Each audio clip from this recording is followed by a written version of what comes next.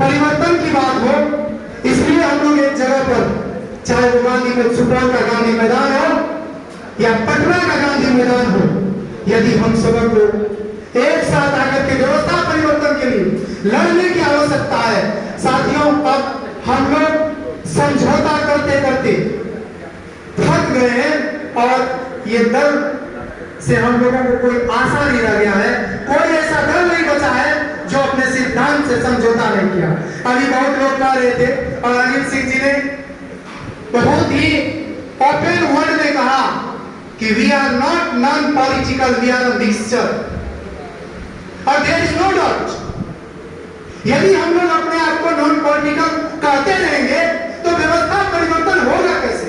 और आज के युवा यदि आज किसी से डर रहा है तो उस वर्ड का नाम पॉलिटिक्स है। जब तक इस डर्टी पॉलिटिक्स में युवा का एंट्री नहीं होगा तो फिर इस गंदगी का सफाया कैसे होगा?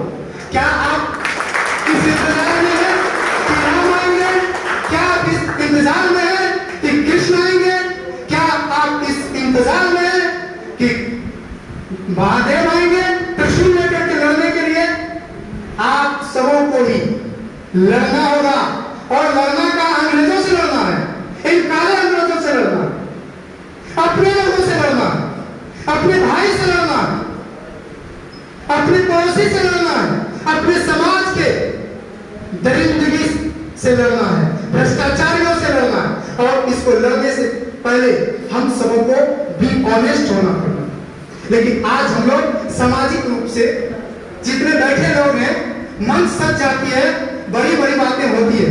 ये किसी भी सभा सोसाइटी का एक प्रॉपर्टी होता है, मैं समझ सकता हूँ, और ये औपचारिकता निभाना पड़ता है। लेकिन हम लोगों ने सोच रखा है कि आप बहुत कार्यक्रम में नहीं जाता हूँ, और मैं पूछना चाहता हूँ भाई अनुपम जी से कि पिछले बार डीपी मंडल के जयंती पर आप रैली जा रहे थे, हमारा भी एक रैली जा रहा था, वहां समानांतर में दोनों भाई का रैली जा रहा था, हम मंडल रथ लेकर के चल रहे थे, आप युवा हल्ला बोल कागज लेकर के चल रहे थे। हमारे साथ भी युवाओं का भीड़ था, आपके साथ भी युवाओं का भीड़ था। आज पुनः दोनों भाई अपने घर में एक जगह मिले हैं, लेकिन वहां बात नहीं बन पाई। आज मैं आपके विचार को सुनने के लिए ज्यादातर यहाँ आया हूं।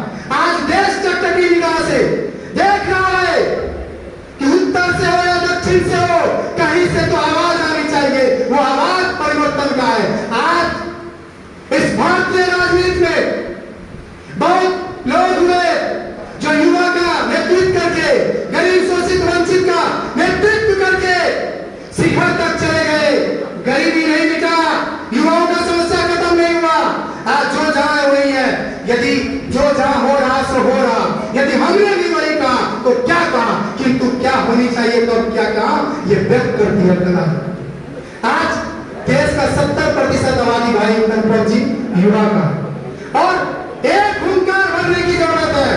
दल के दलदल से एक बार ऊपर उठिए, जाति के दलदल से एक बार ऊपर उठिए, धर्म के दलदल से एक बार ऊपर उठिए, और सब लोग एक बार हल्ला बोल करके बोलिए कि हम लोग भ्रष्टाचार के खिलाफ हैं, हम लोग कम्युनिज्म के खिलाफ है, हम लोग जो राष्ट्र की बात करेगा उसके साथ है।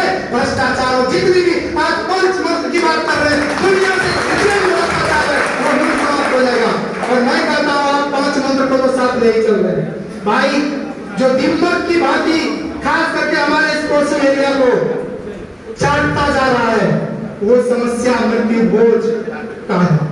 यदि मैं रिक्वेस्ट करता हूँ कि इसमें से जो गरीब लोग हैं वो भी सांसों को दिखाने के लिए मृत्यु बोझ पर भय आडंबर करते हैं, और औकात से ज्यादा वो समाज को दिखाने के लिए अपना जमीन जायदाद तक बेच देते हैं। यदि आप इस अभिशाप से लड़ने का, सामाजिक अभिशाप से लड़ने का बीड़ा उठाए हैं, तो हम युवा वर्ग हैं। और कहा भी जाता है कि समुद्र में जो लहरें उठती है उसे तूफान कहते हैं, और उस तूफान से जो टकराए उसे छात्र नौजवान कहते हैं। हम छात्र नौजवानों में चाहे 1974 के आंदोलन की बात हो या संकट का बादल जब जब भी मंडराया इस देश में, बिहार के युवाओं ने उस संकट के बादल से हमेशा लड़ने के लिए अपना छाती आगे करने का काम किया है। और अब ये 2024 परिवर्तन का दौर है, और मुझे कहते हुए कोई शक नहीं हो रहा है। यदि इस देश में आप पंच मूल मंत्र की लड़ाई लड़ रहे हैं भाई, ये लड़ाई लड़ने का अधिकार भारतीय संविधान देता है, कॉन्स्टिट्यूशन ऑफ इंडिया देता है, जिसका पहला ही आर्टिकल है, first article of Indian constitution is India, that means Bharat. आज इंडिया दैट मींस भारत खतरे में है। इस खतरे से यदि हम सब नहीं उबार सके तो ये लड़ाई भी हमारी अधूरी रह जाएगी, न नीति न रणनीति हमारा काम कर पाएगा। इसलिए सबसे बड़ी जो लड़ाई इस भारत में है वो संविधान बचाने की है, because we are there. Article 19 हमको ये बोलने का अधिकार देता है, विरोध करने का अधिकार देता है। अन्यथा आज सामंतवादी की व्यवस्था के खिलाफ आज जिस देश में हम खड़े हैं, इस देश में एलके निराला जैसे बैकवर्ड कम्युनिटी के लोगों को बोलने का अधिकार नहीं होता। यह अधिकार यदि है तो भारतीय संविधान और बाबा साहब डॉक्टर अंबेडकर के बदौलत है, बीपी साहब के बदौलत है।